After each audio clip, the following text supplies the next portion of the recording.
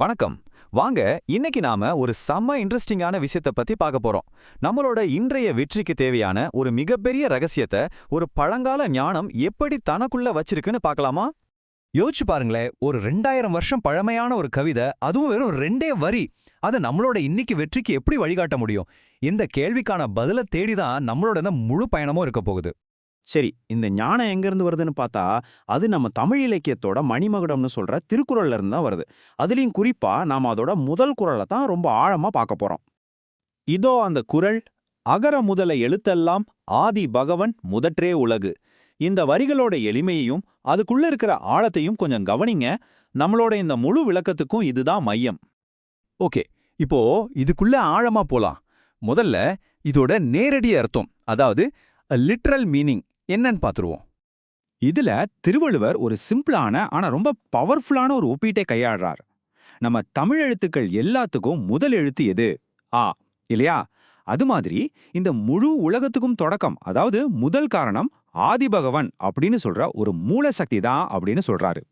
ஒரு தொடக்க புள்ளியோட முக்கியத்துவத்தை விளக்க எல்லாருக்கும் தெரிஞ்ச எழுத்துக்களை வச்சு சொல்றது பார்க்க சிம்பிளா இருந்தாலோ இது ஒரு மிக சக்தி வாய்ந்த உருவகம். ஆனா நில்லுங்க, இந்த குறளோட உண்மையான சக்தியே இந்த நேரடி அர்த்தத்துல மட்டும் இல்ல. இதுக்குள்ள ஒளிஞ்சிருக்கிற அந்த ஆழமான நம்ம நடைமுறை வாழ்க்கைக்கு தேவையான ஞானத்துல தான் இருக்கு. அப்படியா? என்ன அந்த அர்த்தம் கேக்குறீங்களா? 3 விஷயம்தான். 1, நீங்க எதை ஆரம்பிச்சாலும் அந்த ஸ்டார்ட் சூப்பரா இருக்கணும். 2, உங்க ஃபவுண்டேஷன், அதாவது அடிப்படை ரொம்ப ஸ்ட்ராங்கா இருக்கணும். 3, அந்த ஃபவுண்டேஷன் சரியில்லைன்னா நீங்க எவ்வளோ பெருசா ஜெயிச்சாலும் அந்த வெற்றி ரொம்ப நாள் நிக்காது. அவ்வளவுதான். சுருக்கமா சொல்லணும்னா, இந்த ஒரு வரிதான் மொத்த சாராம்சமும். அடிப்படைகள் வலுவாக இல்லையென்றால் வெற்றி நீடிக்காது. இதுதான் இந்த குறள் நமக்கு சொல்ல வர்ற மிக முக்கியமான பாடம்.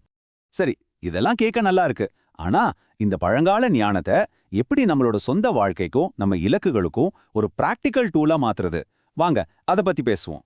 விஷயம் ரொம்ப சிம்பிள்ங்க. நீங்க என்ன செஞ்சாலும் சரி, அதோட ஆரம்பத்தை சரியா பண்ணுங்க. அது ஒரு சின்ன ப்ராஜெக்டா இருக்கலாம், ஒரு புதுசா கத்துக்கிற திறமையா இருக்கலாம், இல்ல ஒரு பெரிய கனவா கூட இருக்கலாம். அந்த முதல் ஸ்டெப் கரெக்டா இருந்தா மத்ததெல்லாம் தானா சரியா அமையும். இப்போ கொஞ்சம் உங்களையே கேட்டு பாருங்க. நீங்க ஒரு புது ப்ராஜெக்ட் ஆரம்பிக்கிறீங்களா, இல்ல ஒரு புது ஸ்கில் கத்துக்கிறீங்களா, உங்க கெரியரை பில்ட் பண்றீங்களா, ஏன் ஒரு உறவை சரி பண்ண முயற்சி பண்றீங்களா கூட இருக்கலாம். எதுவா இருந்தாலும் சரி, உங்க கவனம் முதல்ல அந்த அஸ்திவாரத்துல தான் இருக்கணும். அந்த மொதப்படி, அந்த சரியா இருக்கணும். அப்போ இந்த உரையாடலோட இறுதியில நான் உங்ககிட்ட கேட்க விரும்புற ஒரே கேள்வி இதுதான்.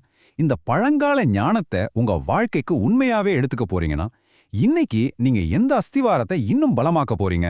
இதுக்கான பதில் உங்ககிட்ட தான் இருக்கு. யோசிச்சு பாருங்க.